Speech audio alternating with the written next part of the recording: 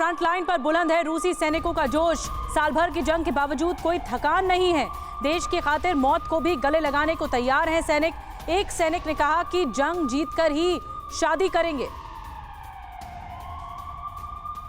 और आपको बता दें एक और बड़ी खबर, ये लगातार जो वॉर जोन के हालात हैं हम आप तक पहुंचा रहे हैं।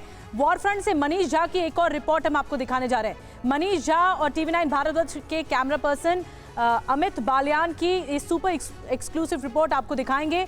आप खुद समझ जाएंगे कि रशियन फोर्स कितने हौसले के साथ यहां पर जंग लड़ रही है।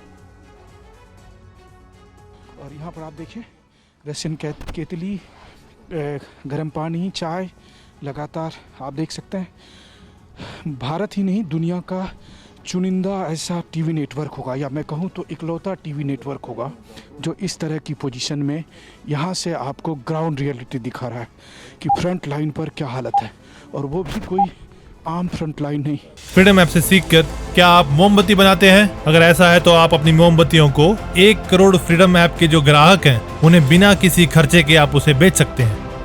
अवदीविका का फ्रंट लाइन देखिए, इस जंग में सबसे इम्पोर्टेंट जो है वो 2 फ्रंट लाइन रहे हैं। एक फ्रंट लाइन बाखमुत का, दूसरा फ्रंट लाइन अवदीविका का। और देखिए लगातार आप सुन रहे होंगे धमाके की आवाज़। और देखिए जब से हम लोग यहाँ आए हैं कम से कम दर्जनों इस तरह के हमले हमने सुने हैं, और ये लगातार चल रहा है। और can you talk to us? We are from India, इंडिस्की। Do you watch Indian movie? No. Okay.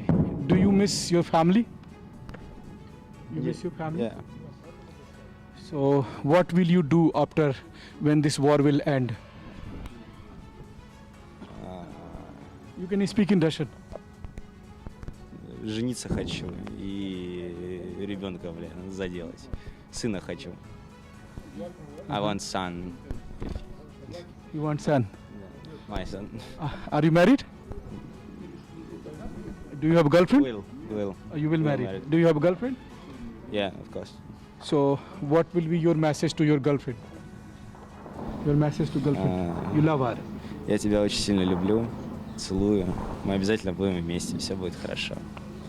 तो आप देखिए TV9 भारतवर्ष की टीम इस वक्त फ्रंट लाइन पर मौजूद होकर आपको यहाँ के एक एक हकीकत बता रही है, दिखा रही है, ताकि आपको एक्चुअल पोजीशन पता चल सके और फ्रंट लाइन पर किस हालत में यहाँ पर सब रह रहे हैं वो सब भी आप देख सकें, समझ सकें।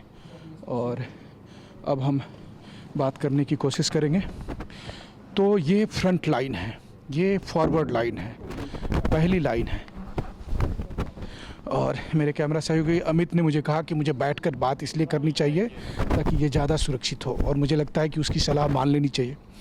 तो मैं आपसे कह रहा था कि हम इस वक्त अवदीविका के फ्रंट लाइन पर मौजूद हैं, और अवदीविका के इस फ्रंट लाइन पर हम आपको दिखा रहे हैं रूसी सेना का एक पोस्ट, और उस पोस्ट में दरअसल हम आपको सोल्जर्स दिखा रहे हैं जो यहाँ पर तैनात हैं, हथियारों के साथ अपने पोस्ट में मौजूद हैं। साथ ही साथ वो यहाँ पर ठंड के समय किस तरह रह रहे हैं ये भी देखिए। खाने पीने की बहुत लिमिटेड चीज़ें होती है, जाहिर है। वो कहते हैं ना कि हम और आप चैन से इसलिए सोते हैं क्योंकि हमारे बहादुर सैनिक सीमाओं की सुरक्षा करते हैं बहुत दुर्गम परिस्थिति में, बहुत कठिन परिस्थिति में। और उन्हीं में से एक परिस्थिति है जहां जब हम आपको ये दिखा रहे हैं। तो ये फ्रंट लाइन की हकीकत है जो हम आपके सामने ला रहे हैं। तो बहुत ही विषम और दुर्गम परिस्थिति में मनीष झा की आपने सुपर एक्सक्लूसिव रिपोर्ट देखी, रोंगटे खड़े कर देने वाली रिपोर्ट, जहां युद्ध जोन में वहां मौजूद हैं। दोनों तरफ से सैनिकों की तरफ से शेलिंग हो रही है, गोलीबारी हो रही है, लेकिन उसके बाद भी डटकर मनीष झा हम तक वो रिपोर्ट पहुंचा रहे हैं। मनीष झा के पास चलेंगे, सुबह सुबह हमारे साथ जुड़ भी गए हैं, उनके पास चलेंगे और ज्यादा डिटेल में जानकारी लेंगे। और अभी इस वक्त सिचुएशन क्या है ये भी पूछेंगे, लेकिन हमारे साथ गेस्ट भी मौजूद है। एवीएन OP तिवारी जी, मैं आपके पास आ रही हूँ। मनोबल दोनों तरफ से सैनिकों का नहीं टूटा है, 1 साल बाद भी वो डटकर उतना ही मुकाबला कर रहे हैं। मनीष की हमने रिपोर्ट देखी जिसमें साफ तौर पर दिख रहा है कि कोई भी हिलने को तैयार नहीं है जब तक नतीजा नहीं आ जाता युद्ध का।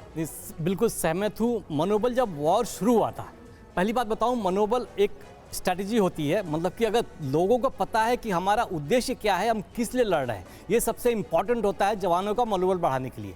तो इस पॉइंट ऑफ व्यू से यूक्रेनियन सोल्जर्स का शुरुआत में मनोबल काफ़ी ऊंचा था, जबकि रशियन सोल्जर्स का उत्तरायण नहीं था। लेकिन जिस तरीके से डेवलपमेंट हुआ, जिस तरह रशिया को कॉर्नर करने की कोशिश की गई हर तरीके से, और इस वजह से राष्ट्रभक्त की भावना रशियन लोगों में, रशियन आवाम में पैदा हुई, इसलिए अब उनका मनोबल भी काफी बिल्कुल ओपी तिवारी सर, और ये नजर भी आ रहा है। मनीष शाह इस वक्त देखिए हमारे साथ वॉर जोन से जुड़े हुए हैं। मनीष, अपनी आंखों देखिए बताइए, आप इस वक्त उसी डोनेट्स्क इलाके में मौजूद हैं।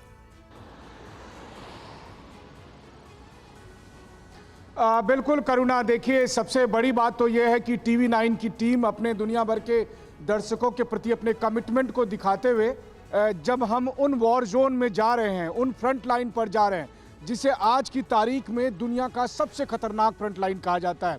और जो रिपोर्ट हम दिखा रहे थे वो अवदीवका की थी। अवदीवका जहां पर भीषण लड़ाई हुई है, जहां रूस और यूक्रेन के हजारों सैनिक मारे गए हैं, वहां पर रोजाना सैनिक मारे जा रहे हैं। वहां से हम लगातार ये रिपोर्ट कर रहे थे। हमें भी नहीं पता था कि ना जाने कब कहां से कौन सा ड्रोन हमें ट्रैक कर ले और फिर वहां पर कोई रॉकेट या मिसाइल दाग दे, बमबारी हो जाए वहां पर। जब हम वहां पर एक मिलिट्री वैन से पहुंचे थे तो मुझे सबसे ज़्यादा डर वैन को लेकर हो रहा था कि वैन को तो आराम से आइडेंटिफाई किया जा सकता है, लेकिन इसके बावजूद जब हम ये रिपोर्ट दिखा रहे थे तो हमारी कोशिश थी इसी बात को समझने की कि 1 साल के बाद वहाँ युद्ध के मोर्चे पर डटे सैनिक क्या सोच रहे हैं, वो क्या बोल रहे हैं। और जब उनमें से किसी ने कहा कि वो युद्ध खत्म होने के बाद छुट्टियां मनाने गोवा जाना चाहते हैं, या एक लड़के ने जिसने कि जो बहुत स्मार्ट भी है, उसने कहा कि वो शादी करना चाहता है, पिता बनना चाहता है। और जब मैंने उनसे उन लोगों से पूछा कि जेलेंस्की के बारे में क्या कहेंगे, एक सवाल यही मैं आपसे पूछना चाहती थी, जो आप बता रहे थे कि युद्ध के 1 साल होने के बाद सैनिक क्या सोचते हैं जो कि 1 साल से युद्ध लड़ रहे हैं। फ्रीडम ऐप से सीखकर क्या आप मोमबत्ती बनाते हैं? अगर ऐसा है तो आप अपनी मोमबत्तियों को 1 करोड़ फ्रीडम ऐप के जो ग्राहक हैं उन्हें बिना किसी खर्चे के आप उसे बेच सकते हैं।